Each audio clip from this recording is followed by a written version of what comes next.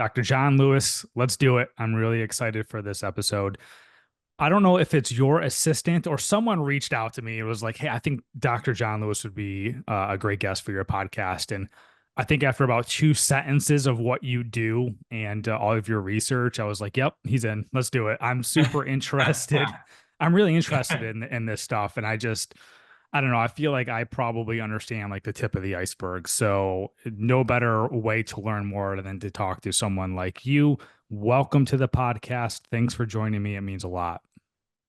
Thank you, Ryan. That's very kind of you. And it's my honor and pleasure to be here. And first of all, I don't claim to know everything there is to know about nutrition. Anybody who does, I think, is being a bit disingenuous. It's just such a massive field that I don't think it's possible, even if you're the smartest guy on the planet, to know everything about nutrition. But I try to do my best in terms of the research my colleagues and I conducted, what I've focused on particularly with polysaccharides, but in general, some other things as well. So it's always great to have an opportunity to spread that message and really to help people understanding the value of nutrition. I think is so important just because, unfortunately, as you know, people, they just don't. And they put nutrition way down their priority list when really, if you look at the research related to all these different risk factors for chronic disease, other than probably if you're a cigarette smoker, which I mean, really, if you're smoking today, my gosh, get some help for that addiction. Try to end that as quickly as you can. But other than cigarette smoking, probably nutrition is, your dietary habits in general, and that would include taking dietary supplements or not, really is the number one lifestyle behavior, risk behavior factor related to all these different chronic diseases that are killing us today. So I'm always open and welcome to an opportunity to talk about these issues. And again, to try to get people to understand that it's not something that you cannot overcome. Anybody can do it. It's just a matter of putting the energy and the effort into it and making it a priority. Is the tide turning on this subject? And I ask you that because I feel maybe the millennials and Gen Z are kind of getting it a little bit. I see like organic food everywhere. Like you see like Right. podcast hosts like a Huberman or Dr. Peter Attia, and all these guys they're now influencers. I feel that knowledge is getting out there. Whether people or not are changing their lifestyles because of it, I'm not entirely sure. What are your thoughts on that? I wish that was true, but unfortunately, until I see the numbers, in terms of incidence and prevalence of these things that are killing us start going in the opposite direction, meaning that they're no longer increasing, then I think I would start. It's like the old saying, the proof's in the pudding, right? You actually see the numbers of some trend changing, and then hopefully that's where that light starts shining. But I mean, the latest numbers on obesity, for example, obesity being kind of like your canary in the coal mine of sort of the trend of everything that follows that, which, obviously they're interrelated, not necessarily one before the other in terms of diabetes, cancer, heart disease, all these things. It's unfortunately, it seems like these things are still going up. Neurodegeneration, something that my colleagues and I have spent a lot of time researching, still going up. So even with, like you're alluding to, more talk and more discussion around these topics in social media, I just haven't seen any data yet that says, okay, obesity is going down, the incidence of Alzheimer's is going down, the incidence of diabetes is going. I haven't seen that yet. I haven't seen that anywhere in the literature yet. So, of course, there's a lag time with things like that. Obviously, we don't get Alzheimer's just like that. We don't get diabetes just like that. So it takes time for those data to be collected and then compiled and then reported and all these things. So maybe the emphasis that we're seeing with a lot of these influencers today will have an impact, but it may take 5, 10, 15, 20 years down the road before we'll know if what is happening right now going to help us, again, a few years down the road, maybe even into the next generation. I mean, I still, I don't know about you, but it's shocking to me. I go out in public and I see all these fat children running around, and it just, Mm-hmm. man, it pulls my heart out. I mean, when I was a kid, you had one guy that you called chubby, and and that was it. Yeah. I mean, there were maybe a handful, but no more than just a couple. And now you see all these children running around obese and holding a bag of some junky candy or soda or food in their hand, and then you look at the parent. Of course, the parent's fat too, and it's just like, my goodness gracious, this is just bad behavior. And again, and then a lot of times the uneducated or the ignorant person wants to blame that on genetics. No, it has nothing to do with your genes. It has everything to do with your behavior. Your Hmm. genes don't do anything. Your genes are like sitting there waiting to receive information from the environment. And typically, how they do that most of the time is through what we stick in our mouths. And so our genes are just sitting there waiting to receive that information. And then with that information, then they guide the cells in how to function properly or not, as the case may be. So it's not a genetics problem, folks. This is a behavior problem. This is a behavior, motivational, psychological.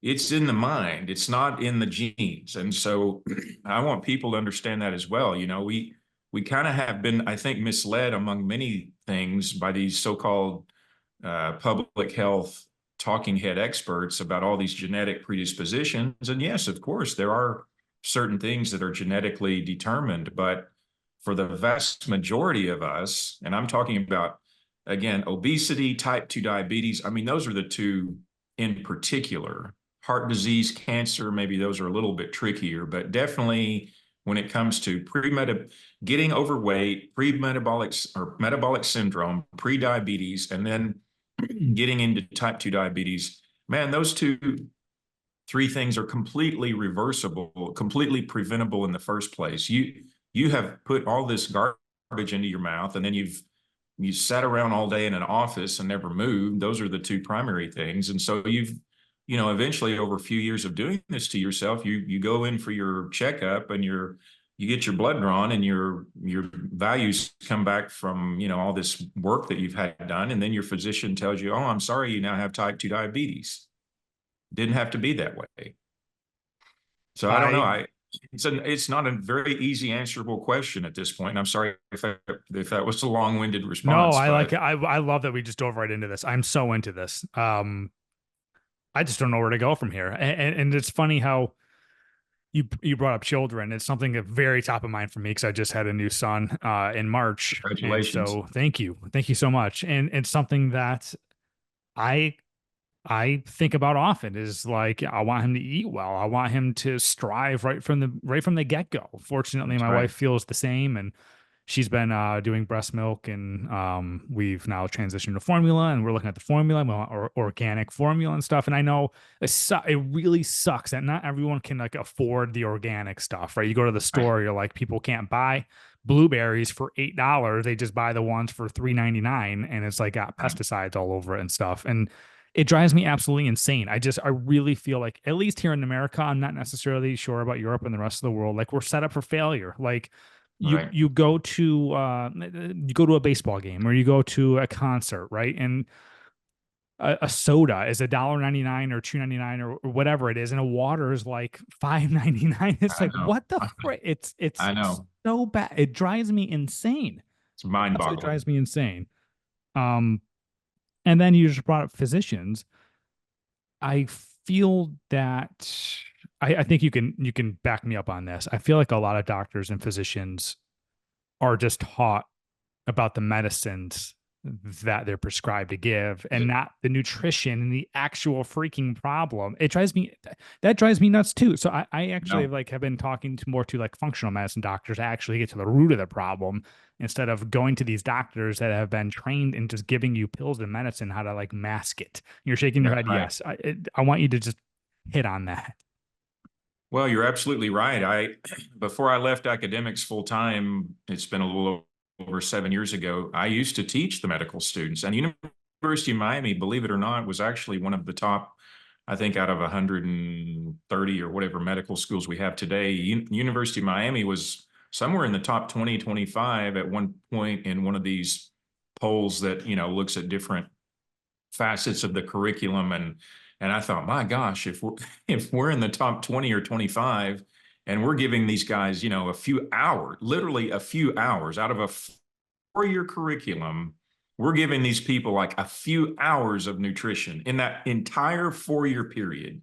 We're in the top 20 or 25. My goodness, I wouldn't even want to look at, anybody 50 and below. Those people are getting no information. So I've said for years, if you're a layperson and you're concerned about your health and you think you should go to your physician and talk to him or her about nutrition advice, you might as well talk to your plumber. Because unless that person has gone out of his way to go to, you mentioned functional medicine, so the Institute for Functional Medicine, Academy of Anti-Aging, there are other groups out there that do they go up way above and beyond of what the average medical student is getting in those 4 years. So they're actually focused on nutrition for the most part. American College of Lifestyle Medicine, that's another good one. So those are the groups where a physician has to, or a nurse, somebody in the allied health sciences, they have to go to that type of organization and do extra training that's not even a degree. It's just like a certification, but it's intense. It's an intensely focused type of curriculum or program where people can actually learn more. And you're absolutely right. I mean, so if somebody goes to medical school and then they want to go into whatever, gastroenterology, pediatrics, cardiology, obstetrics, whatever the field is, whatever the specialty is. Well, again, in the typical medical school training, that person has had nearly no nutrition training, no training on exercise, no training on wellness, prevention. These are words that are just typically non-existent, if not completely ignored in the medical school curriculum. And so you Why? say to I got to yourself, well, ask you why. Why? What the? exactly. The why is that's what you read my mind. So the why is Big Pharma provides all of this funding for all of the medical schools. Mm. Big Pharma does not care. When you think of Big Pharma, what do you think of? You think of, this publicly listed, publicly traded company that if you look at the way any publicly traded company's bylaws have to adhere to the FEC and all these other financial regulations, what is one of the main things in that bylaw? It's the profitability or the fiduciary responsibility that the executives have to the investors. And so what does that mean? That means it's all about making money, right? Like you have your entire job as a corporate executive for that publicly traded company means you have to make money for the shareholders. Otherwise, you're essentially breaking the law. And so Big Pharma doesn't really care about us as being healthy individuals. It's like Bill Maher said many, many years ago when he was talking about, I forget which election this was. I think this was maybe Obama's first or second term, and Hillary Clinton was one of the candidates, of course, and I forget who else he mentioned in his little talk. This is nearly 20 years ago. And he was talking about how little the word prevention had been mentioned up to that point in their debates. Like prevention was nothing. It was all about medical care or medical insurance for everybody, which I'm not opposed to as a concept. That's fine, but that's a whole different conversation. But Maher said, and then he related that to the pharmaceutical industry, and I thought he summed it up perfectly. He said, there is no money in healthy people, but there's a lot of money in sick people, and there's no money in dead people. So he wants, he being the executive at the pharmaceutical level, executive level of a pharmaceutical company, he wants us or she wants us all to be sick. That's where the money is. And so it's not healthy people, it's not dead people. And I thought, wow, that's like a brilliant way of thinking of this. So how does that all trickle down to the medical school? Again, the pharmaceutical industry is just funding all of this medical school existence. And so for them, it's all about pushing their agenda and pushing their motive to basically write prescriptions. Or if you're an oncologist, using chemotherapy or radiation, or if you're a surgeon doing, operations with these elaborate technologies that surgeons have today. So it's not, there's nothing about medical school training that really has anything to do with prevention, health, and wellness. It's all about treating disease. And that's really the fundamental bottom line. It's like we incentivize people in the medical professions to treat and rehabilitate disease. We don't incentivize those people at all to be, focused on prevention and health and wellness. It's not, when people talk about the healthcare system in our country, that drives me nuts too, because we don't have a healthcare system in this country. We have a medical management system. We don't care for our health. We kind of ignore it. We, give it some feel-good mention, and especially at the federal level, every time, the presidential election comes around every 4 years, you may hear people talk a little bit about prevention and, oh, we've got to make all these changes, but no changes are being made simply because we have a flawed, broken model that's focused on treatment and really rehabilitation rather than focused on keeping us healthy in the first place. And it also relates to our public school education. I mean, you have a newborn. I've got a 4-year-old. I mean, I'm thinking of, like when we first transitioned her into solid food at 6 months, we were giving her, I mean, like the polysaccharides that I've studied, and she's been mostly organic her entire life, mostly vegan. I mean, I'm very radical, if you will, about what I allow my child's, to eat. But when you think about what do we give our children in public school in education? Like, I went to public school my entire first through 12th grades, and I got nothing. I mean, I had I can remember this poster in my homeroom in second grade. It was basically dairy industry propaganda. It was this pet poster of a cow, and, she's smiling, and, it's basically the message is, if you don't drink milk, you're going to have crappy bones and no hair, and your teeth are going to fall out. It was a very, very much geared toward the message that we've heard for so many decades from the dairy industry itself. But then go back or go to the literature and then look at what actually is in milk, and then how that translates into risks of so many different chronic diseases, and you get a very different story and picture from the advertising that the dairy industry pushes. I mean, in fact, there was an ad that the FTC actually made the dairy industry take down not too long ago, that they were promoting the idea of, drinking milk and losing weight, which is nonsense, because it's full of all these hormones and proteins that actually make you'll gain weight if you load up on dairy. You're not going to lose weight. So fortunately, in one case, the government did something right. The FTC made the dairy industry pull that advertisement down. And oh, by the way, that was based on one mouse study. That didn't even occur in humans. That was one mouse study. They were feeding these mice some, modified form of drinking milk like a human would, and those mice lost weight. But the dairy industry used that one mouse study to create this whole marketing and advertising campaign around drinking milk and losing weight.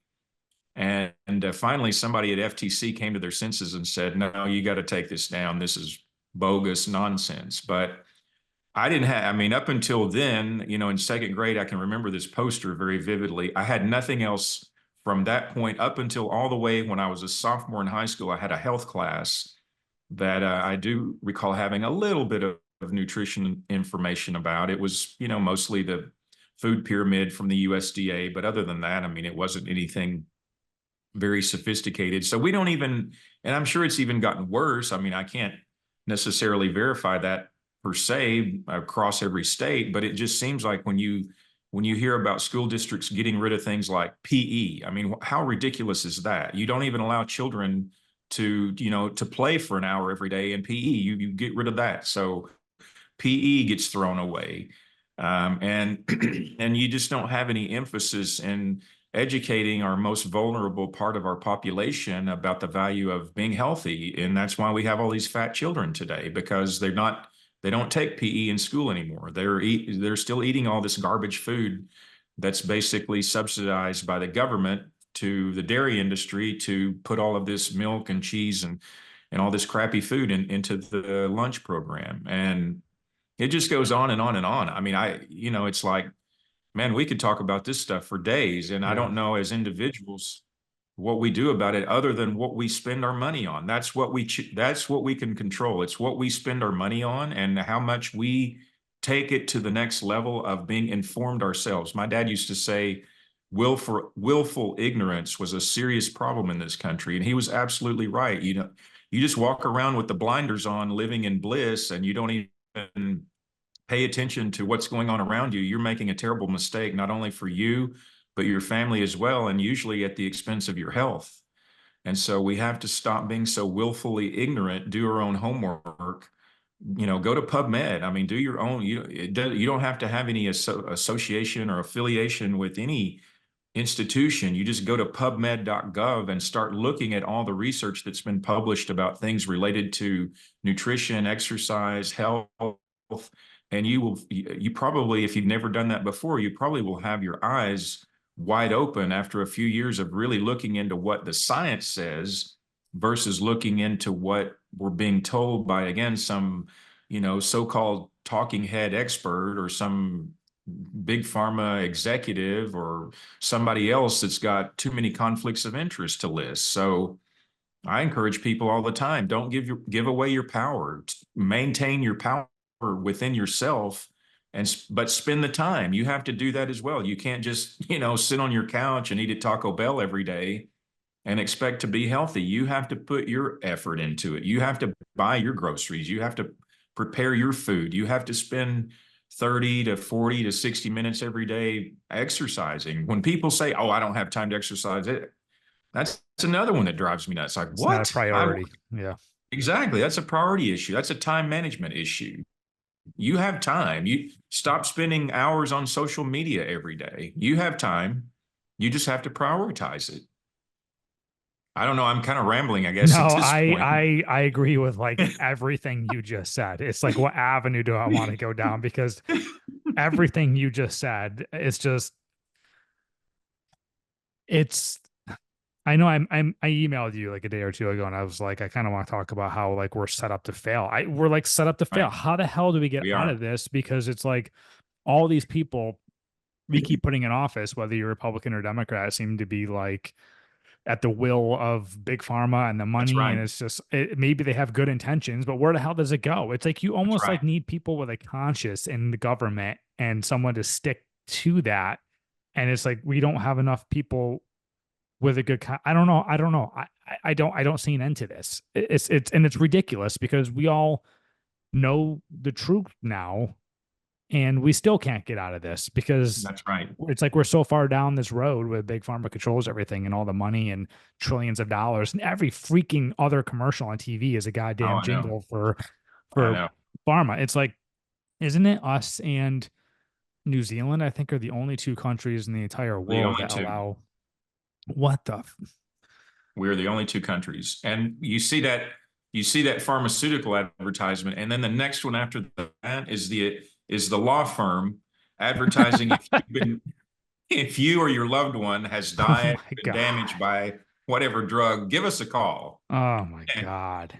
it's incredible. I mean, it is absolutely incredible. And I don't know about you, but I have people, in my life. I don't have too much immediate family left. Most of them, unfortunately, have already passed on to the other side. But like people that I consider, kind of in my sort of close sphere, a lot of those people they're exactly like what you and I are talking about. They just don't, they work, they take care of their family, they've got a hectic pace of life or whatever. And so health just it gets shoved into the corner. So what does that mean? They don't exercise, they eat rapidly, they're taking medications for all these different things that they don't need to otherwise. If they just put health, somewhere in that like top two or three. I mean, for me, health should be number one for all of us because I've just said for many years, if you're not healthy, you're no good, not only to yourself, but everyone else around you. And then, in fact, you ultimately will become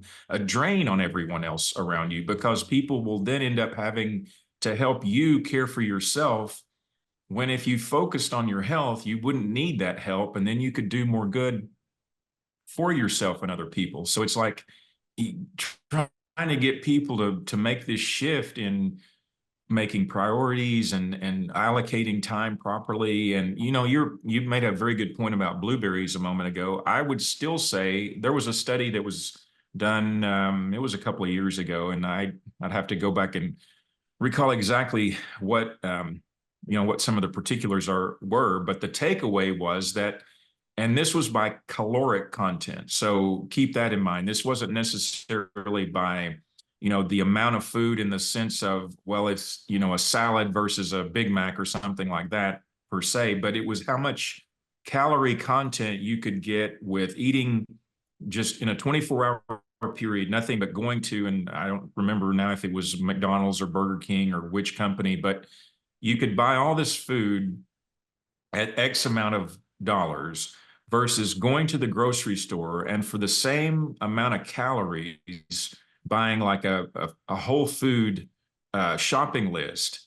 And it only came, the going to the grocery store only came out to be like $1.20 more or something for the amount of nutrition that you would get in buying actually whole food as opposed to buying fast food. And I thought it was very enlightening because it would help to sort of dress down this idea that, oh, well, I'm, barely making it. Like I'm just barely scraping by, paying my rent and my utilities and whatever else I've got to take care of. So that's the reason why I'm buying McDonald's or KFC every day. Well, no, that's not exactly true because you're getting all these junky calories that don't really give the cells the micronutrients that it needs to function properly. It was just a really interesting paper, and I thought they did a nice job of really trying to help people understand the difference between just eating all this junk food really was not that much cheaper than if you bought, say good quality food. Like a bag of brown rice is actually not that expensive. And of course, you should buy organic if you do eat rice. I actually like to eat rice most days of the week because of, the way it's raised. You need to make sure that you're buying organic, but you get so much nutritional value in rice or even like sweet potatoes or things like that that are not incredibly expensive compared to, again, buying all this junky food at fast food restaurants and then what you get out of that in terms of the nutritional value. So I thought it was a really cool paper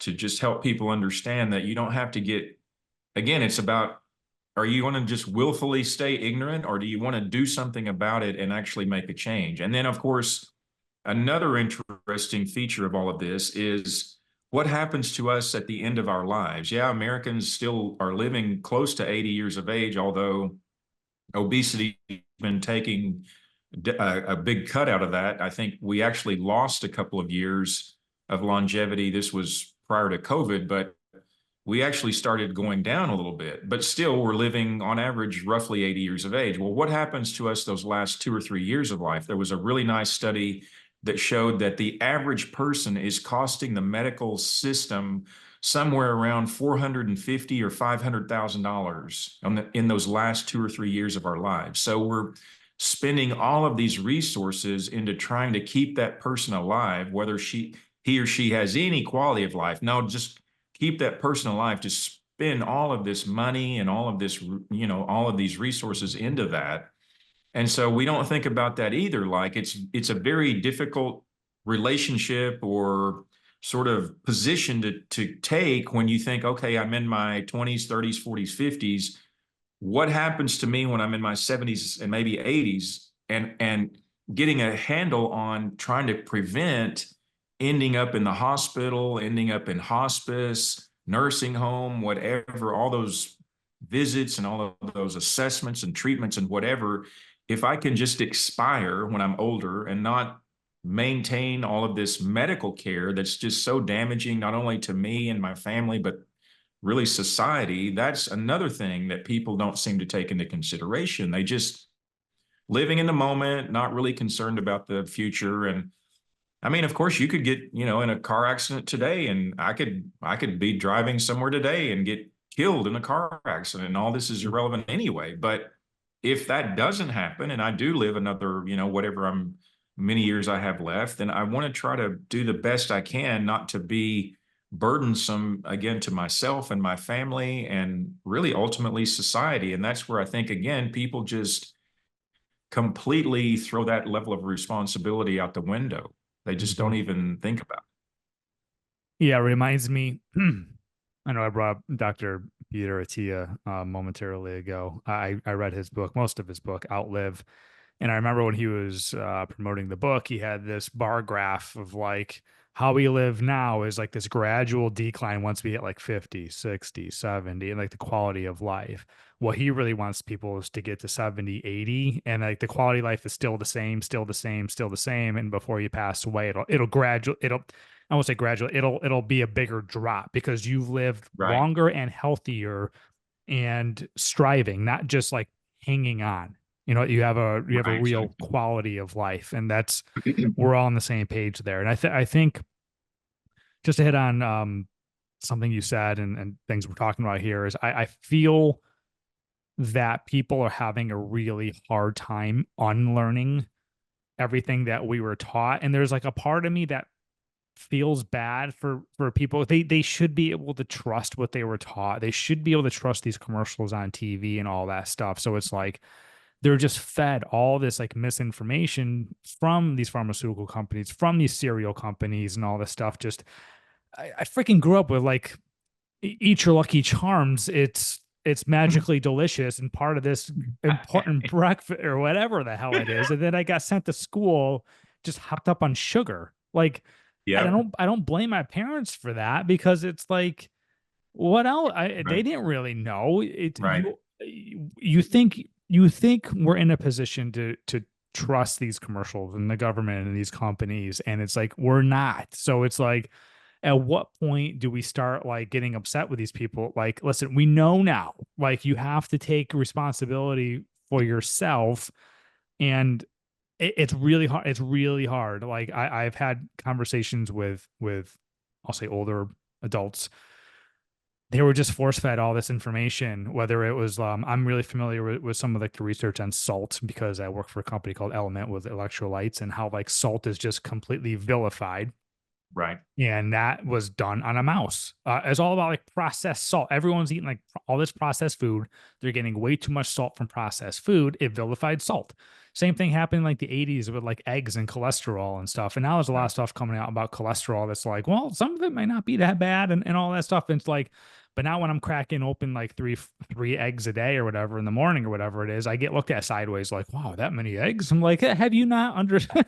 Like, there's a lot of research now that's just kind of like come out like all this stuff Right. is just kind of bogus BS. And I don't know, like it's as a parent, like it is my duty to kind of shed light when my son becomes like old enough on this stuff. But I also at the same time can't necessarily blame these parents that just haven't done the research or Right. haven't been afforded the ability to be enlightened or whatever it is, and they're just passing on everything they know to their kids. And it's like the cycle needs to end somewhere. I don't know how it ends because McDonald's is still a multi-billion-dollar company. They're freaking all over the Right. world. Yeah, the freaking Burger King jingle is on in between all those other commercials that we are talking about. Yep. And then I love a good Starbucks occasionally, but I just get a black coffee. Whereas like you go there and it's like frappuccinos and the sugars are Yep. insane. It's like the biggest companies in the world, the biggest influences are just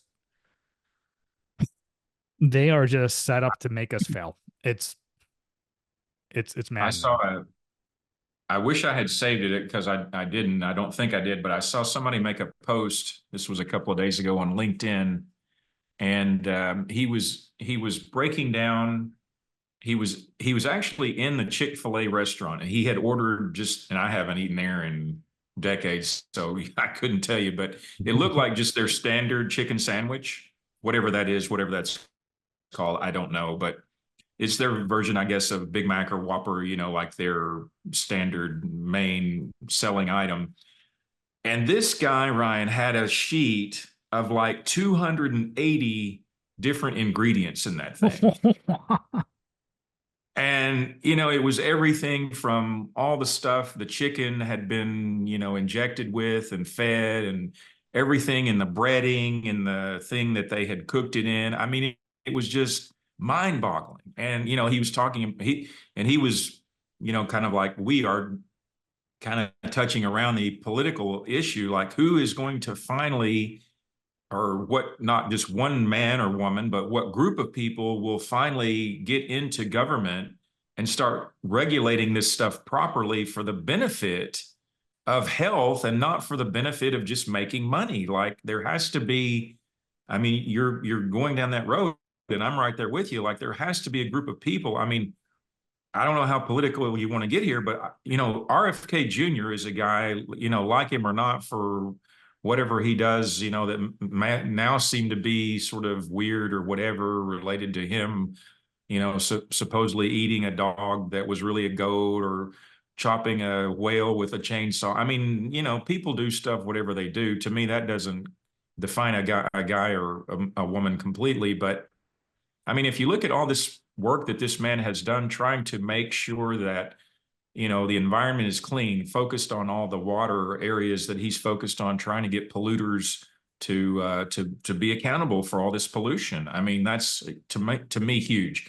Trying to get drug companies to be responsible for this idea of vaccines and whether or not they're even safe, let alone why in the world we have this crazy vaccine schedule today that we didn't have 50 years ago. But I heard him talking about, I have heard him talk so many times since he's been running for president about why we have all these problems with our children today. And for him, it comes down to the chemicals in our food. And so he's one guy. I mean, I think if there was some way that, he gets in and he's, even though he could have been his whole life, he's never been a politician. I mean, he's just been working basically with his nonprofit and doing what he does as an attorney. But if there was somebody that like him that could be in the federal system at a level, at a position where he could actually, hold a lot of these, let's call them evildoers, for lack of a better term, accountable, and then actually not only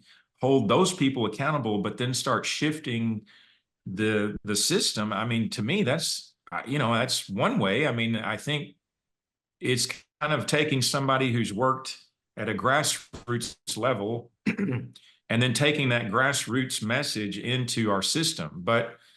And I hear exactly what you're saying, related to not blaming parents because they don't know any better. They're just doing what they think is the best. I mean, I kind of grew up in the same family. No one ate for health in my family. My parents, my grandparents, aunts, uncles, we all just ate for taste. I mean, I didn't have a health advocate or a health champion in my family. We just all ate for taste. And if we didn't like it, we didn't eat it. It was that simple. It wasn't until really I started my own sort of health related journey and looking back on a couple of things. One, I was sick a lot as a kid. I had a lot of throat infections, and I ended up, in my mind, blaming that mostly on all the dairy that we used to eat. That was a big, really, there was a moment in my life in my late 20s where I finally just said, man, this dairy is killing me. And it really, I had to connect those dots and sort of put this big puzzle together of a lot of pieces. But that was a point that I arrived at in my late 20s. And then also looking back at how all four of my grandparents died, and then ultimately my dad too. And growing up, I kind of had this belief at some point as a teenager, oh, I have this genetic predisposition to heart disease. And then I later figured out, no, I don't have a genetic predisposition to anything. These people ate a typical Southern diet. They, a few of them smoked, not everybody, but a few of them smoked. A couple of them drank too much alcohol. And, in their era of people that were born in the early 20th century, I mean, there was, a gym. What the heck's a gym? I mean, people, people that were born in that era, they didn't go to a gym. They either worked some sort of a manual labor job, like most of my relatives had a garden or some small version of a farm, but they didn't finish their work that day and then, oh, I'm going to LA Fitness, it's time for my workout. No, they had already done a tremendous amount of physical activity for that day. But Right. but anyway, that it was just a whole different mindset, obviously. And so they didn't have any appreciation for, what I later discovered. And so when I again put all these pieces together, it was a very teachable moment for me, as the psychologists say, that I was able to sort of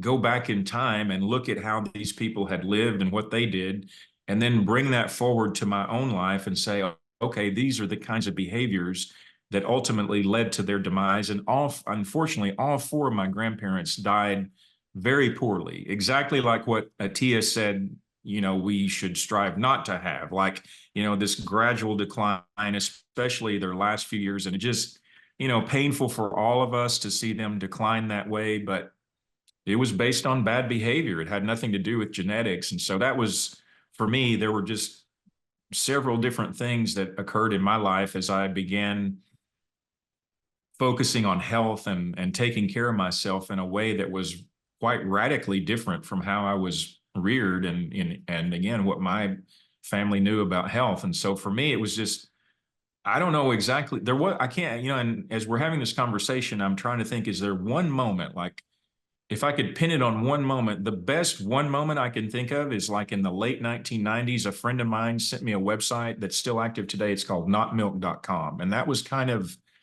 one of those moments where I went to that website.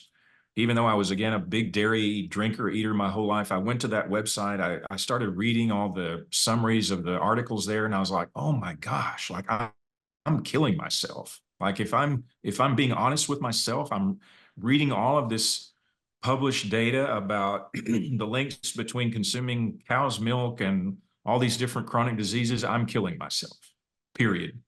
And that for me was like probably one moment. I mean, there were lots of others, but that was really one defining moment for me that I can look back to and say, yeah, that was the moment where I really started to take this stuff seriously. Otherwise, I don't know, maybe I would still be drinking my milk every day if I hadn't. I how much time you got? Because I feel like there's so much to cover. I know, Um, right? I This is a couple things I want to hit on. I saw a post. I don't know if it was yesterday. If I knew we were talking about this, I would have took a screenshot of this. I saw a post. I think it was like a Fruit Loops or something like that. Fruit Loops in Europe versus Fruit Loops in America, Oh, yes. and it I've was seen that like, too. yeah, 2 or 3 times the Yes, ingredients in the U.S. compared to Europe. So it's like, as far off as I think we are sometimes with this nutrition and big pharma and stuff, it's like we aren't that far off. We have neighbors across an ocean that that's at right. least, I'm not going to say are doing it perfectly, but are definitely doing it better than us. That's So right. it's like, what the frig, man? Like, I know. why can Europe do it so I much know. better than us? What is that all big? Is that still big pharma? What is the issue there? I think it's still all big pharma and big food. Another one related to the kind of the combination of the two is, are you familiar with recombinant bovine somatotropin? Does that drug ring a bell? No, what the heck is that? So that's a drug that the FDA passed in 1994. At that time, it was the fastest approved drug in FDA's history. That's a drug that farmers can give cows. It causes them to grow faster, make more milk, and make more milk faster. The European Union, New Zealand, Australia, Japan, all these other countries around the world banned. You cannot give that crap to cows. That drug, yes, it will make the cow make more milk faster, but it also predisposes her to all these different infections. So then she gets all these infections because her immune system is weakened. So then what does the farmer have to do? Not only is he giving her this drug to make her make more milk, now he's treating her with, antibiotics or whatever else he has to do to keep her from having these infections. Well, guess what? Those drug residues, now they're in her milk. And so then you eat your piece of cheese or yogurt or ice cream or whatever, drink the milk, and now you're getting that crap in your system. So that's one great example you just reminded me of when you were talking about what is in things in the EU versus what's here in the US. And that's one very different distinction, or one distinction that can be made. And again, anything that, any of your listeners may be saying, oh, well, this guy Lewis, what the hell is he talking about? Don't take my word for it. Just go to PubMed, I think, is the best source of information, really, and look at this stuff yourself. I mean, you'll find everything that I'm saying is backed up by, again, not my opinion, but the research that I've conducted and looked into over, gosh, nearly 30 years now, at least, of, how I've been on this journey and what I've been trying to do for myself. But yeah, it's incredible. I mean, why in the world is this drug still allowed to be given to cows? It should be banned, just like it has been in most of the rest of the developed world. Why are we still using it? It's because of profit. It's nothing more than a profit motive. It has nothing to do with health. At the end of the day, it has zero to do with that. It's all about the profit motive. And that's where I think our public health has been so bastardized, is that we've allowed too much industry influence in maintaining their grip on, you know, whatever market share they have of whatever segment of whatever industry they're in. We've allowed too much of that to continue. And that's another thing that RFK actually talks a lot about, is too much of the corporatization of what should be public health. There is all of this contamination or incestuous relationships that exist between industry and government. And that's, again, at the end of the day, is to our detriment, not to our benefit. Not even close. I Mm. mean, not even close. And full disclosure, my wife and I order formula, organic formula from Europe. It's not even from the US. We don't Sure. we don't really trust Yeah. anything here. What real quick, not to go off on a tangent, like what are your thoughts on the blue zones across the world? I don't think we don't have a blue zone anywhere in America, right? Like it's all We do. we We do. actually, Where is it? Where's it's that? it's in Loma Linda in California. It's where all the Seventh-day Adventists live. What's that? I'm not familiar with that. The Seventh-day Adventists, they're the branch of Christianity that practice, you know, it's mostly a plant-based diet. But yeah, there's a blue zone in Loma Linda, California. It's between San Diego and LA. It's in Southern California. Do you see a common Loma thread Linda. with blue zones? You do. You have several common threads. You have people that move.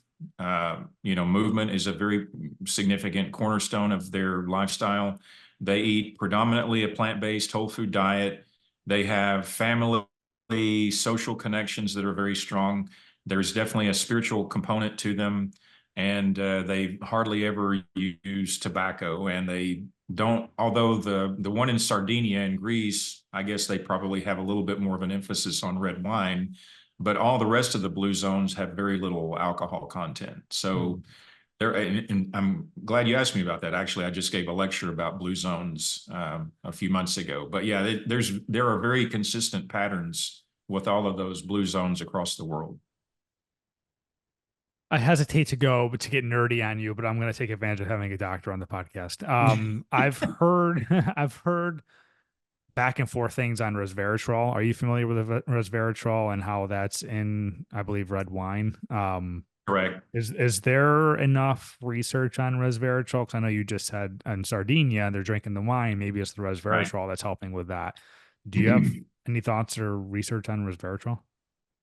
I do. So I think it's, you know, a few years ago, it was being touted as like the anti-aging miracle molecule and, you know, all sorts of platitudes. And then it kind of fell off a bit. And I think the reason why was partially due to the fact that the unsuspecting consumers started figuring out that you didn't just need to drink red wine to get your resveratrol. You could actually get it from lots of different fruits and vegetables. And so I think there was a big push there for a while by the alcohol industry to, you know, promote this red wine message and just really try to get people to drink all the red wine. But then the reality is, again, it's not some panacea. You can get resveratrol from lots of different fruits and vegetables. So I think that in combination with a lot of other research that's been published in the last decade or so, and for full disclosure, I don't drink alcohol. I mean, I was a very social drinker when I was an undergrad, in the sense of, you know, I'd go out with my friends and we'd hang out at a bar or club and I'd have a couple of drinks here and there, but I was never like, you know, some hardcore drinker. And then when I got into drug-free competitive bodybuilding, I almost completely stopped drinking, to the point where I just said, I can't hang out with you guys anymore till 2 or 3 in the morning. Yeah. I've got to get to I've got to get to bed because I have a training schedule. So, and I never really cared for the taste of any alcohol anyway, beer, wine, liquor, whatever. Nothing ever appealed to me. So it wasn't really all that difficult to completely give up drinking alcohol anyway. But I read, starting around 15 years ago, I started noticing there were more and more articles coming out. And of course, as you know, there will never be any clinical trials in drinking or not drinking alcohol. No ethics board will ever approve that. But when you're looking at these different observational and epidemiological studies, what started coming out, and again, it's been about over the last 15 years, is even just a little bit of drinking. And of course, a little bit is a bit subjective. It depends on, are you talking about, 4 ounces of wine, 8 ounces of beer, 1 ounce of some form of liquor, whatever. But women especially were much more predisposed to having breast cancer than non-drinkers. And again, this is just in a little bit of amount of drinking. I'm not talking about the person who insists on having, a glass or two of wine every night with dinner. I'm talking about like maybe once every 2 to 3 to 4 weeks. So like a really minimal amount of alcohol. Even that much was predisposing, especially women, for greater risks of breast cancer. I think in men it was prostate, or I forget which other organ. So that was kind of like for me just to say, man, and quite frankly, I was down to maybe 1, 2, or 3 drinks of alcohol a year anyway. It wasn't even Mhm. like I was doing that much, but I just said, okay, like I'm completely done with it. Like I didn't enjoy the taste of it anyway. It was for me more of a social behavior, but yeah, I don't think, if you're drinking for all the listeners out there, if you're drinking red wine just purely for the benefit of resveratrol, that's a poor reason to do it. Just eat a wide range of fruits and vegetables, and you'll get more than enough resveratrol that your body needs to utilize that chemical. But don't drink red wine for that.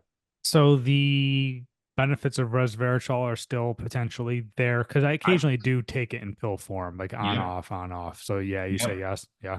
I think it's not a bad thing to take. I just don't think it's the panacea that, people had thought it would be, but who knows? Maybe, things like that come and go. It might eventually show some more additional research, but I don't think it's like that incredible compared to some other things. Okay. I want to get into some of your research in a moment, but I think something that is really enlightening to a lot of people in this episode was finding out that people aren't really genetically predisposed to a lot of the stuff. If I had a nickel for every Yeah. time someone said, "Oh, I have Mhm. high blood pressure or whatever it is because of my dad or because of my grandpa and it runs Right. in the family and stuff like that." Yep. Um I, I think it's empowering to hear that because it's like, "Oh, I can do something about this. I'm not just set to Right. fail and die because of a heart disease because my grandfather did." I think that's wonderful. Um, how many genetic predispositions do we actually have? Do you know? Because I know you've done some work on like Alzheimer's and stuff like that. Like, what is trickle down compared to perhaps what is not? That's a great question. I couldn't give you an exact number, but for example, you mentioned Alzheimer's. So if you have the ApoE4 allele, if you have that mutation in both sides of your genes, then I think you have, what is the number? It's something like you have a 50% greater increase potentially in the risk of having Alzheimer's. So definitely, that's a genetic condition, if you will, or mutation is the better term. If you have that mutation on both sides of your family, essentially, that you got from your mother and your father, then again, you are at greater risk potentially of having Alzheimer's. But you would have known that already if your parents or if your grandparents or any of their siblings had already had Alzheimer's. If they hadn't, then that's probably a good indicator to you that even though you have the mutation in that gene, it ultimately didn't cause those folks to have Alzheimer's. So, but in terms of things like Marfan syndrome or dwarfism or Down syndrome, these are things that Fragile X. These are things that children are typically, or we humans are born with, that we know are genetic predisposition, genetically attributed conditions. But again, compared to, my goodness, the number of people that have either metabolic syndrome or outright type 2 diabetes, it's some crazy number today. It's like 2/3 of our population.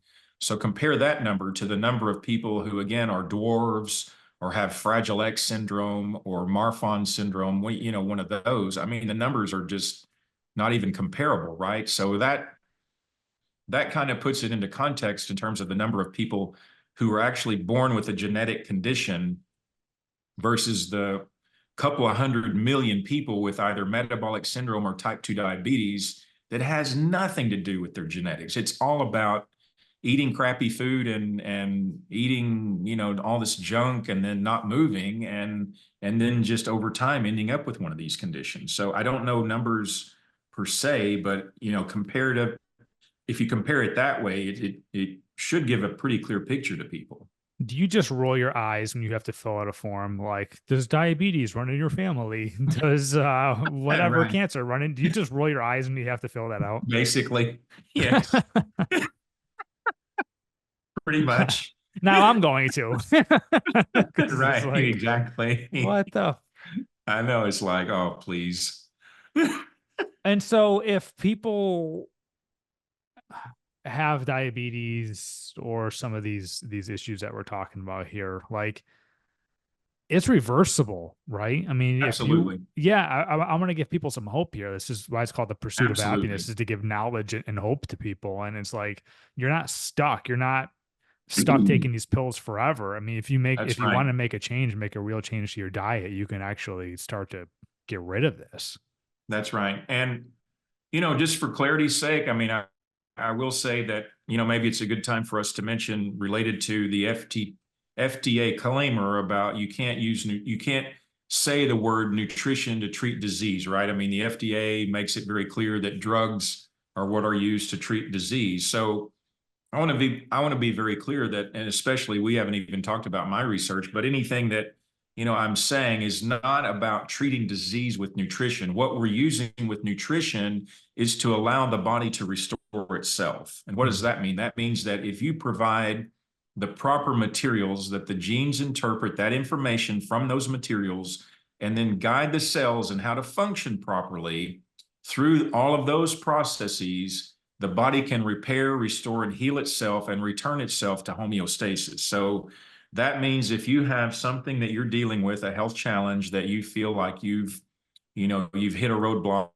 you don't know what to do, you're overweight, you've got type 2 diabetes, you've got hypertension, dyslipidemia, whatever, well, then you haven't given your body the proper materials that it needs to function properly. And so you need to completely evaluate what it is that you do every single day, every 24-hour period, including how you sleep. We haven't even talked about that yet, but sleeping obviously is a very important key to all this. But most importantly, what you stick in your mouth. And then also, I would say it's second, but it's certainly very important, is how you move your body. Don't just sit around in a building all day. If you're in a building all day, you need to move your body. And preferably you're consistently and you're intensely moving your body to be able to hit certain key milestones related to what we deem to be physically fit. But again, you have an opportunity. Don't just give your power away to somebody wearing a white coat that says, well, here, Mr. Smith, you need to take this medication because you now have, these particular markers that are outside normal limits, or whatever the case may be. Don't just say, okay, I'm resigned to this medication. No, you can do better than that. You can take the advantage or the opportunity of, again, as psychologists say, that teachable moment to then make changes and start improving your health, because ultimately that is, in my opinion, the most important. Besides our time, our health is the most important characteristic that we have in this life. We were talking about our pets before I started to hit record. It just reminds me of I personally don't take any medications. But when my dog got older, it was like, hey, we can look at prescribing this for joints or whatever it is. And then you're like, side effects will damage liver, will blah, blah, blah. And it's just like, and then you have to take something for that damage. And then you have to take That's something right. for the damage that does. It's like, why would I do any of this? Like, Exactly. you have to start, it's like band-aid atop of band-aid atop of band-aid. And I'm not going to get onto the whole COVID thing, but I remember there was articles coming out during COVID how everyone was in lockdown, like Mother Nature and planet Earth was kind of like starting to reform and things Right. were starting to get clean again and stuff. It's amazing how when you just leave Right. stuff alone, it starts to heal. And like we're part of this Exactly. earth, this organism. And it was so wonderful to see how like the water was cleaning itself and these Mm-hmm. animals were coming back. And it's just like, Yeah. Freaking just leave it alone. Stop. You're right, exactly. Well, my grandmother, and she was the last, my dad's mother was the last grandparent I had. And the day she died, I think she had, and she, again, from that era, the little brown bag era, she had 15 medications in that brown bag. And the last couple of years of her life, I was trying to, I was really just banging my head against the wall, trying to talk to somebody who had been so indoctrinated by the medical system to believe, regardless of what that person knew or didn't know, but if it came out of somebody's mouth with MD behind their name and standing there in a white coat, for her, that was like gospel, that was like religion, basically. And so my grandmother would just go from one specialist to another. Oh, Mrs. Lewis, you've got hypertension. Here, you need this. Oh, you've got diabetes. You need that. You've got osteoporosis. You need that. You've got your kidneys are off. You need that. Your liver's off. You need that. I mean, just on and on and on. So for me, this was like, she was the perfect example of what happens to someone when you get caught up in the medical system.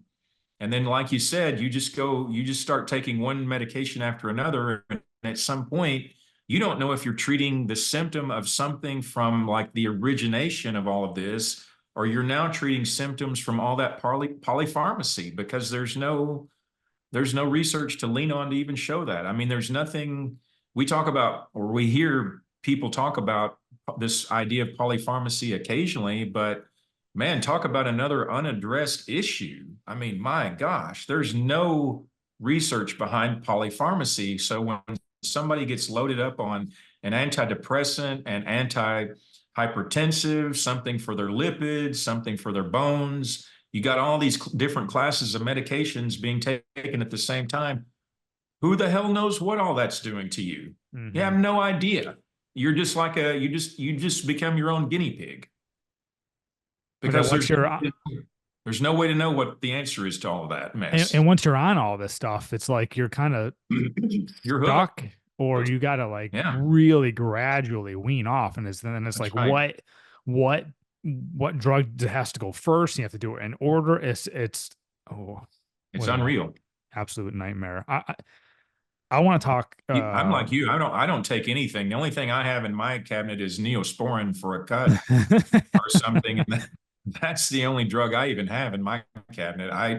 I refuse to go down that path, and I've seen especially all four of my grandparents, my father, a couple of my aunts were just so butchered by the medical system, and I'm not going to do that to myself. I refuse. That's great. I will not do it. No one's making their Mercedes payment off of me. It's and your life. It's not just off of you. It's not like you're giving them money. It's also you're giving your life and your lifespan and quality of life. I mean, that's right. That's everything. And I want to talk about you a little more in your research. And so, correct me if I'm wrong, you've been a part of over 180 peer reviews. I mean, that's mind-boggling in itself. And thank you. I know you've done some work with polysaccharides. You're gonna have to explain what the heck a polysaccharide is, because I was doing some research. I'm like, I'm still not entirely sure. So if you can explain what that is and how that can help our health benefits.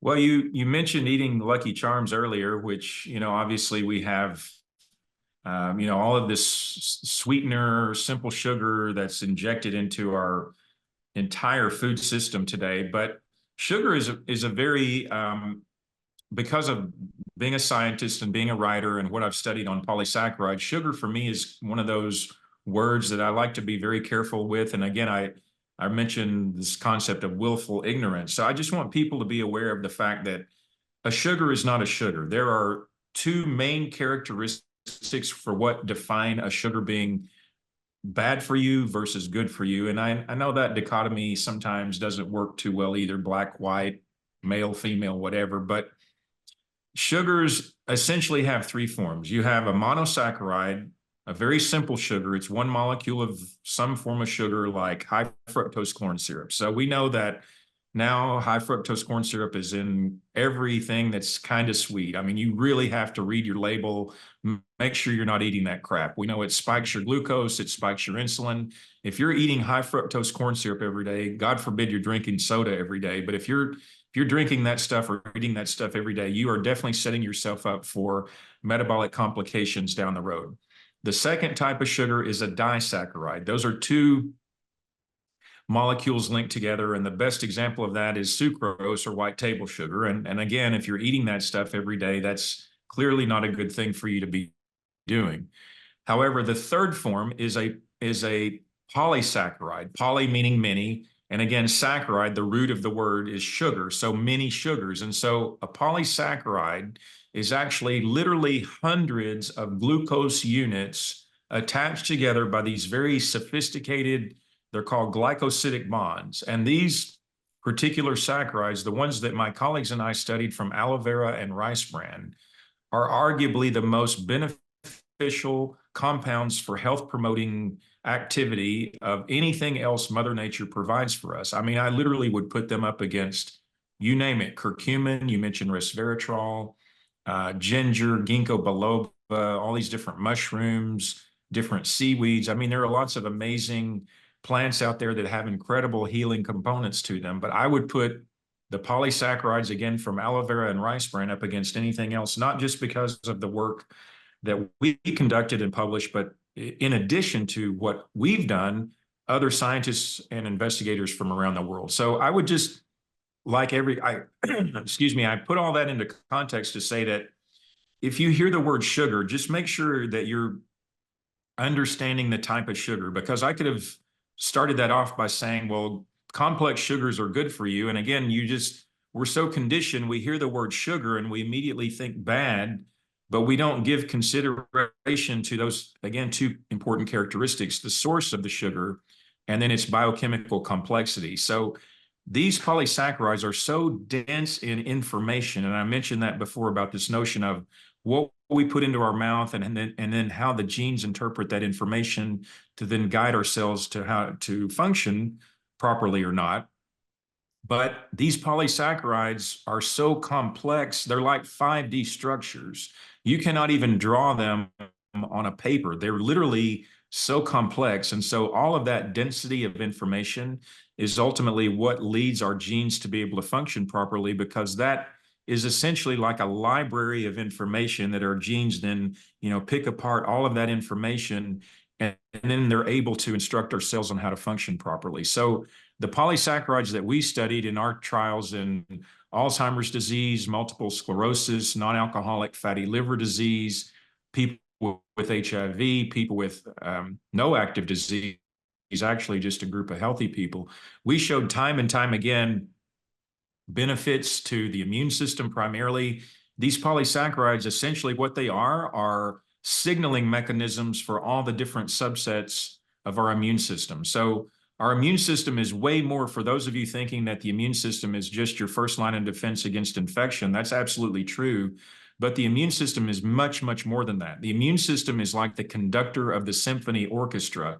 It talks to all the other major organ systems and it helps to keep everything in balance. So if your immune system is not regulated and functioning properly and surveillant, as we call it, then you cannot possibly expect all of your other organ systems to be functioning properly as well. So that balance between all of our major organ systems is so crucial to our daily health. And so that's a very important role that the immune system plays. And so these polysaccharides, again, are like signaling mechanisms for all the different components of our immune system. We've published that type of information. We've published lowering inflammation. And again, that's a word that also has to be put into proper context. If we're involved in an auto accident, or we are getting, there's a virus or a bacteria that's trying to infect us, we want our immune system to respond to that with the proper inflammatory signals. So inflammation in the acute sense is not only important, but it actually keeps us alive, especially, again, if we have trauma from some kind of an auto accident, or we've broken a bone or torn ligaments or something. We need that inflammation to heal and restore itself, restore that damage, and then again for our survival. But if that translates into a chronic condition where we have these signaling mechanisms that are just basically going haywire, they cannot be controlled, that's where the inflammation becomes chronic and dysregulated. And so we were able to show again, with these polysaccharides, that you could lower that type of inflammation. We also showed that they were able to help turn on the adult stem cell making process. Adult stem cells are obviously very important. That's another part of what our immune system does. The reason why we live, one of the reasons why we live day to day, is because we're constantly replacing cells that die off. They replicate themselves, they create new cells. So we need that stem cell process to be effective. And of course, as we age, unfortunately, we lose that capacity as well. So we were able to show that those kinds of things could be turned on. We were able to show that the different components of the immune system could be put back to balance. So that's another important part. We have all these different pro and anti-inflammatory signals constantly going on and off all the time. So we need to have that in proper balance. So there were just so many different things that we've published in these last almost 20 years of looking at these polysaccharides, that for me, they're just such an important component of your daily routine. And in fact, that's where you really need a dietary supplement. And I know a lot of times people think, oh, I don't need a supplement. I eat well, I get enough nutrition, blah, blah, blah. But number one, in the context of aloe vera, well, first of all, I don't know anybody who eats aloe vera. I mean, like, we have aloe vera growing in our yard, but we're not out there every day snipping a leaf off and, sucking the gel down. And that wouldn't Right. be a good way of getting the saccharide anyway. The gel is 98.5, 99% water. So you need to pull all of that water out first. There are still other materials in there that you don't necessarily need from aloe vera. So you need those polysaccharides concentrated into an amount where you can really have a therapeutic benefit. And then in the case of rice bran, most of the world eats white rice. I think like 70, 80% of the world consumes white rice. So the white rice is just the big white endosperm that's like the last layer in that entire kernel. The husk or the hull, that's indigestible. You strip that off first.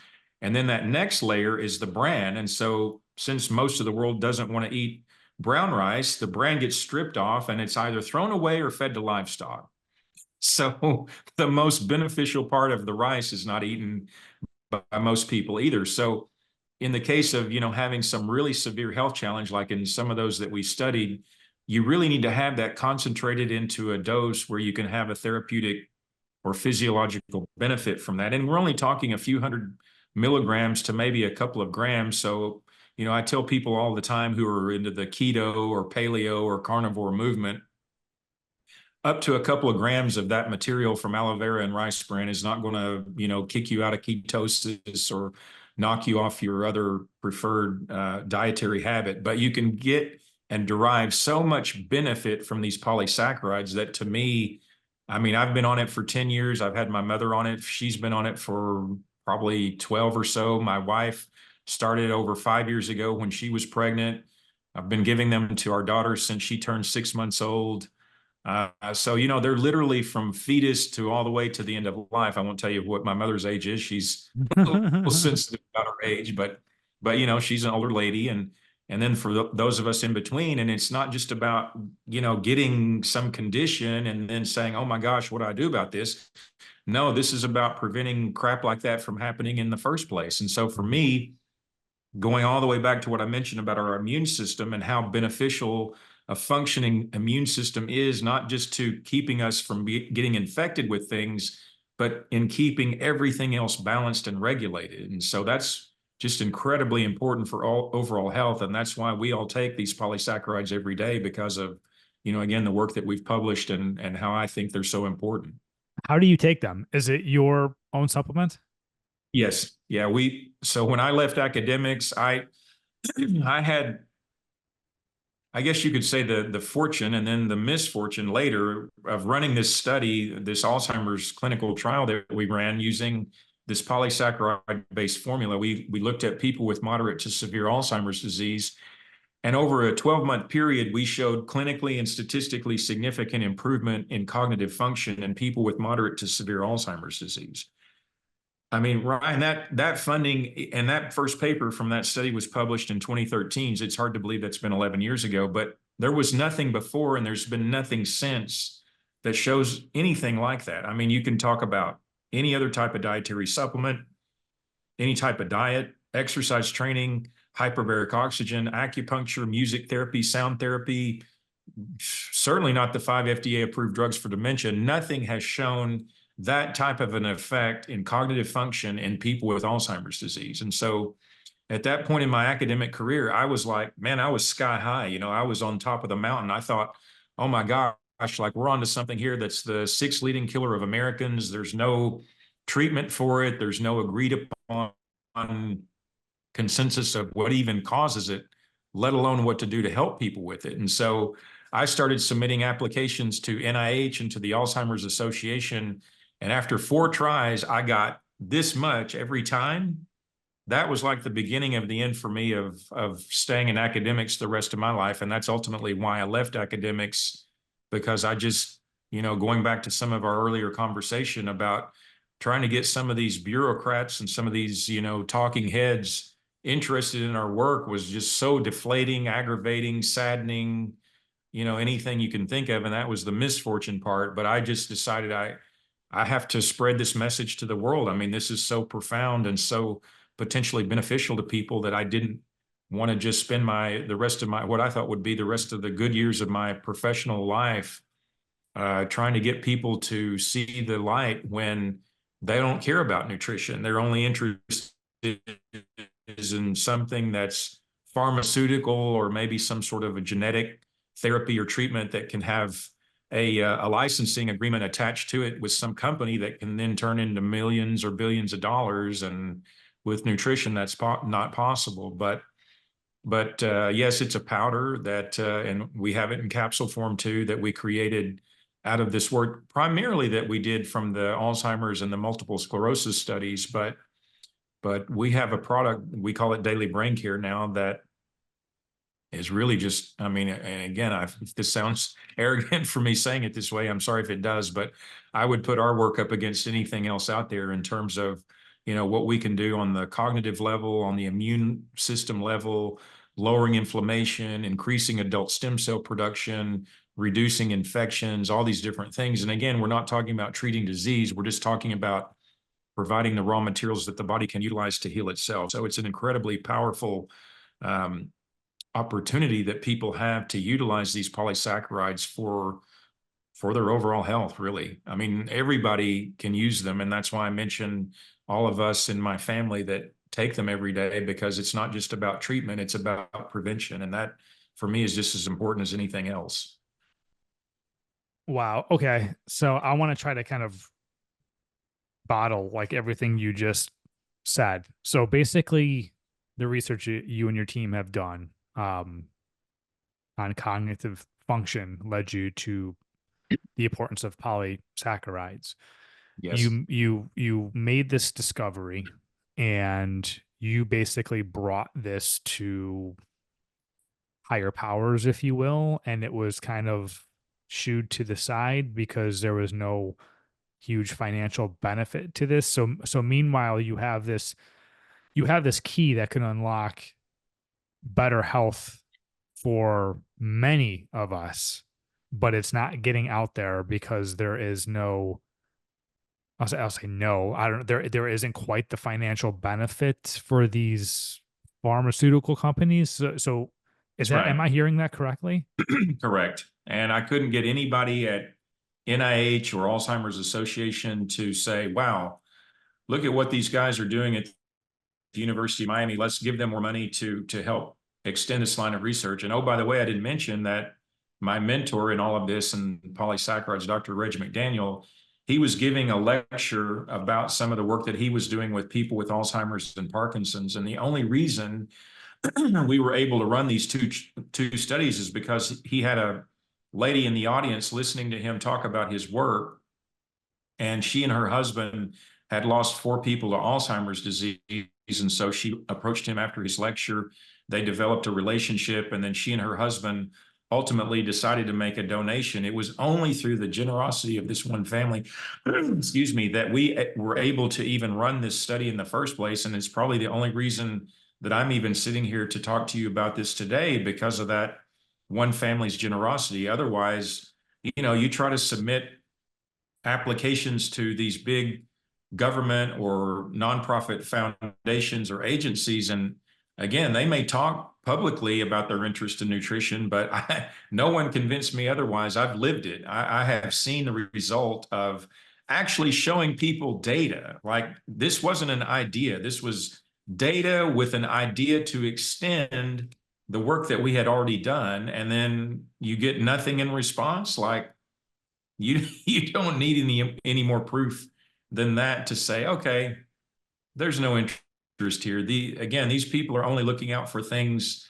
that they think they can take to big pharma or some biotech company and then make a big licensing deal where now the money really rolls in. Because, again, with a dietary supplement, you just can't, there's no financial potential like there is in big pharma or biotech. I mean, we can certainly make a nice living, but not to the degree of the money that's made by one of the big boys in big pharma or biotech.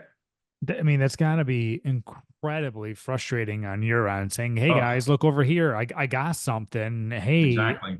uh, and it's like it also makes me wonder, not to throw conspiracy theories out there, but it's like what the hell's going on with cancer research? And like, Right. are we close to finding that, or are we just looking the other way? And it's like for all these people that are donating all this money for cancer research and all this other research for other diseases, like where the hell is that going? I Are know. they looking in the right areas, or are other people getting shooed away? What the hell, man? Like that's I know. really, really frustrating.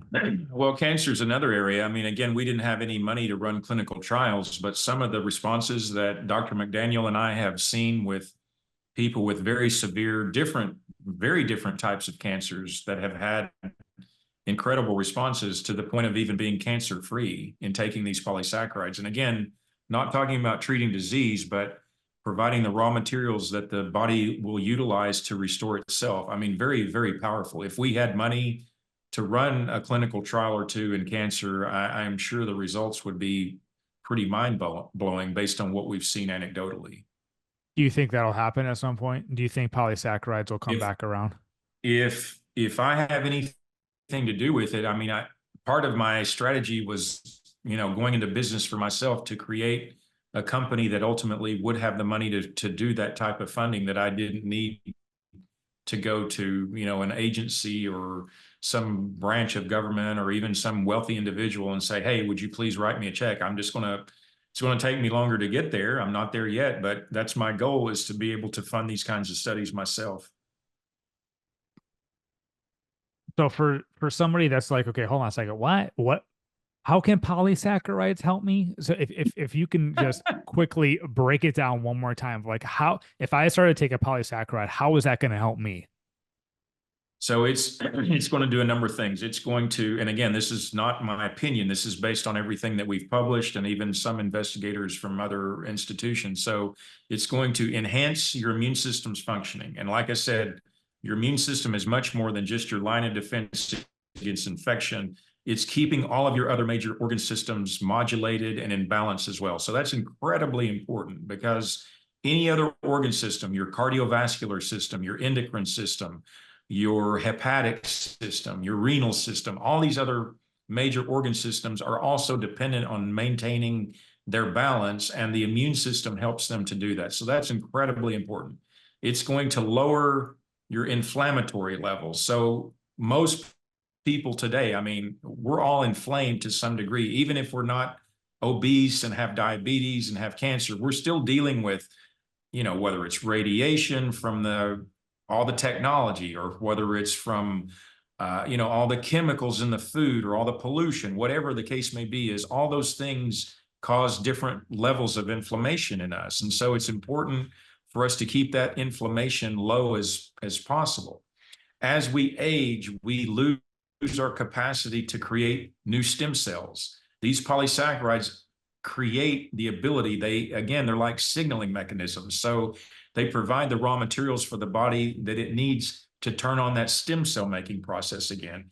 It rebalances the different components within the immune system, which again, the immune system has so many different components to it. They're not just pro-inflammatory or anti-inflammatory. There are actually components that do both, depending on the context or circumstances. It helps the wound healing process. That's another very fascinating part of this.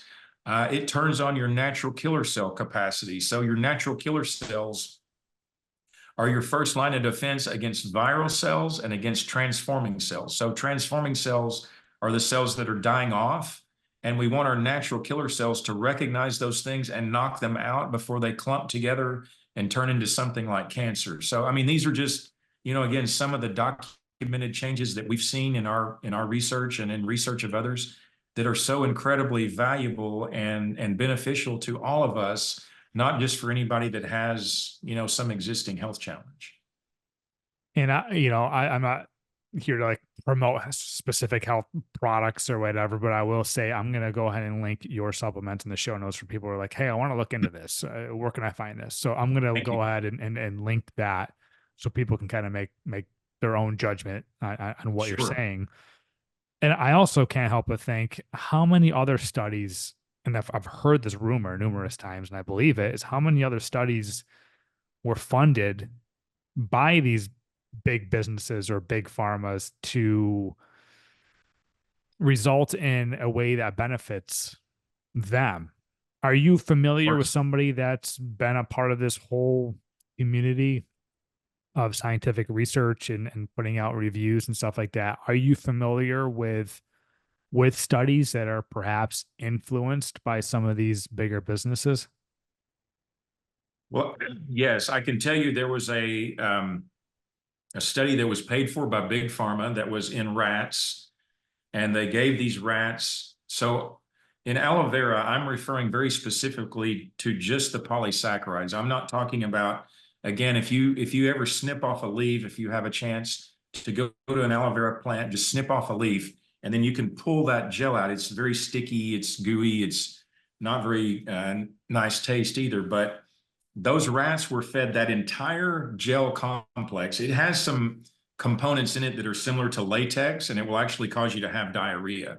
And so they fed these rats a huge amount of this gross gel material. And these rats then ended up having like a greater risk of, I think it was colorectal cancer. It was some form of cancer. And so the pharmaceutical industry used this study, again, this one study, just like that mouse study that I mentioned to you in dairy, but they used this one study to go after aloe vera.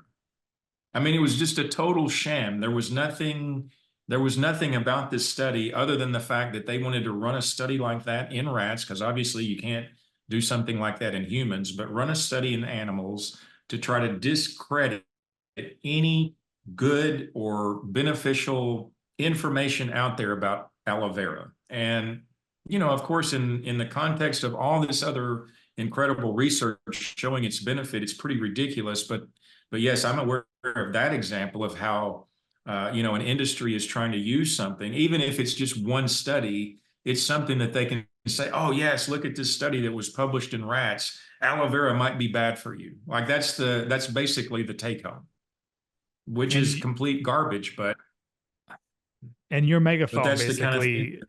basically, I was gonna say your megaphone is basically big enough to be louder than theirs, right? That's right. Exactly.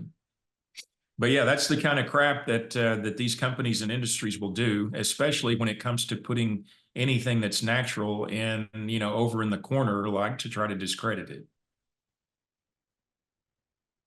It's just incredible, and you have to be aware of this. It comes down to knowledge and informing yourself, and not being ignorant about these kinds of things, because they do go on. I'm just trying to think. Lead me here. How do we wrap this up to leave everybody with a positive? Because I'm really frustrated right now. So tell me. So tell me, Dr. Lewis, how Well, could I be hopeful? well,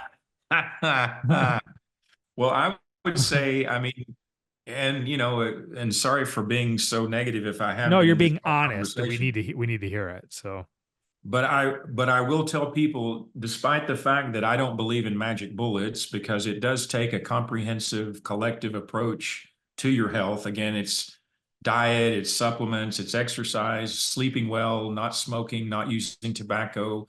If you do drink alcohol, just do a little bit, not too much. But but the very most hopeful thing that I could tell anybody is that you can take this very simple tool, these polysaccharides. I don't care how you eat.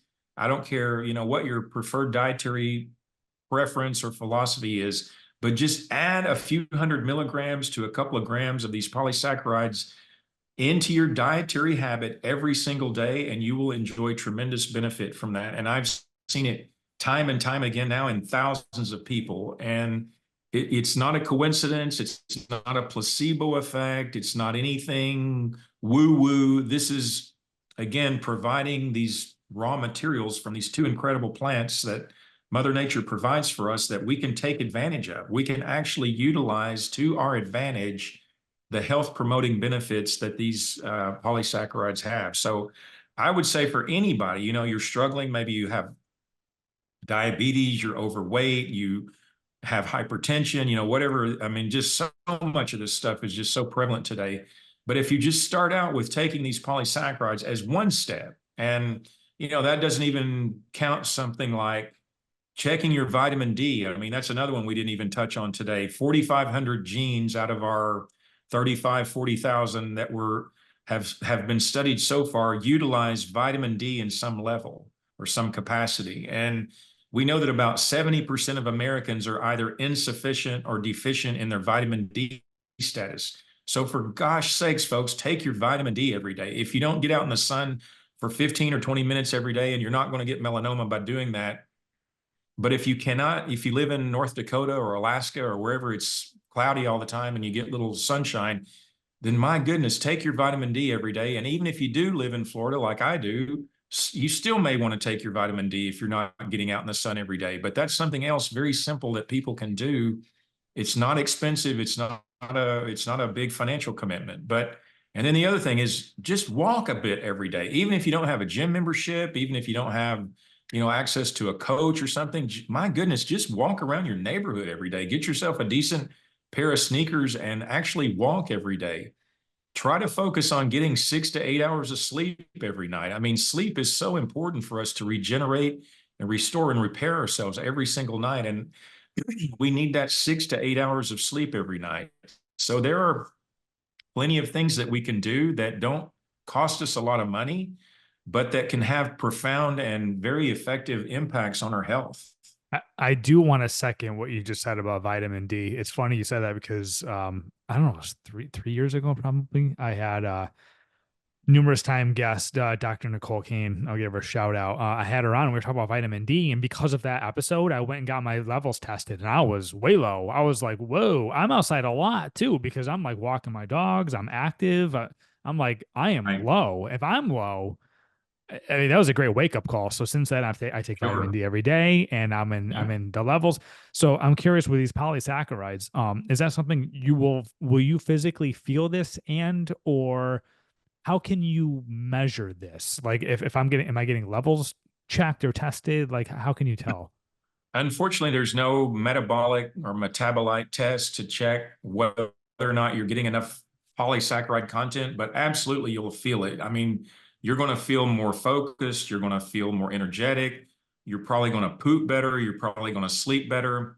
I mean, there are lots of things. People report they have their nails. I mean, I clip my nails at least once a week. They'll Yeah. have better skin tone, better skin quality, their hair. They'll Is it notice a related to difference. collagen? Because collagen claims to affect your skin, hair, and nails. Do you know if there's any kind of relation No, whatsoever? totally different nutrient. Huh. But yeah, people will notice lots of different effects of taking the polysaccharides. Wow. But now I'm curious. Now I got to know, Yes, is this for absolutely. real? Absolutely. And if it is, what the hell are we doing as a country? Now, okay, so here in America, we're not doing a good job of getting your research out there. Is there any other countries perhaps you can work with that'll take this on and and help? Well, I've been working with other companies around the world. It's just, it's like anything else. It takes time to spread the word and, put resources into marketing because this is all it's about at this point. It's marketing. I have very good science. The products help people. The products work. It's now just about spreading the word. It really comes down to marketing at this point. Hmm. Yeah, I mean, marketing's everything. As we said, Marketing all is the everything. uh, I That's dread the exactly day right. where I'm taking, so my son's name is Brooks. I'm dreading the day where I take Brooks down the middle aisle of a grocery store and it's Yep. like all these boxes with the rainbows on them I and know. I know. oh boy. Well, I want to end on a positive. So I think you just made some positive comments and Yes, remarks and give us some promise and some hope and uh absolutely. yeah, now I'm really interested. It's amazing that you came on and share this information, and it's really disappointing and frustrating that more of us don't know this. It is. I totally agree with you. And I'm, again, happy if anybody has any questions to answer them. I'm happy to help people in any way I can. If Yeah, you want where me can people find you and follow you and to, contact you? drlewisnutrition.com is our website with the most, I would say, comprehensive information. That's dr no period Lewis Lewis nutrition.com. And then you can follow us on all the typical social media channels under Dr. Lewis Nutrition. But I'm an open book. I mean, I'm happy to help anybody who has an interest in improving their health and needs what, I mean, I don't do any real significant amount of one-on-one coaching, but at least in terms of, like sharing our research information and talking more about the polysaccharides, I'm always happy to do that. So that's where they can find me for the most part. Awesome. I love it. And I'll link all your contacts in the show notes as well. So scroll down, Thank you. people, give you a follow, do some research on your own. At the very least, people should have had their eyes open during this entire conversation. What you're being fed every day through the television That's or right. some whatever media, social media, whatever it is, it's like you have every right to question that and dig a little deeper because it sucks. We live in a world where money really influences basically everything that we do, we see, we hear, and it's not always in the hands of the greatest of people. And that's That's right. disappointing. As frustrating as that can be, it's the world we live in. We have to accept it, and we have to make our own decisions with that. So, That's right. yeah, Dr. Lewis, awesome conversation. You can tell, like I have a genuine interest and curiosity for this. I wish more people did. Hopefully we'll get the word out there and keep making people curious about this stuff because if you don't have health, you don't have anything. And I That's want to right. see, my son grow up. I want to see hopefully his kids grow up as well. And I love traveling. I want to travel the world. I want when I'm 80, I want to travel and I want to go for a hike when I'm traveling. I don't want to just sit there in a wheelchair looking at the ocean or how amazing it would have been if I came 30 years ago. So Exactly. it's been a pleasure. You're welcome back My pleasure, Ryan. anytime. Thank you so much. This is a topic I'll dive into anytime and we can just shoot the shit and we can be Beautiful. I love frustrated it. together and we can figure out a solution. Exactly. Thank But yeah, it's been a pleasure and you, Ryan. we'll talk soon. I appreciate it. Thanks so much. I enjoyed it as well. I'd be happy to come back anytime. Hell yeah.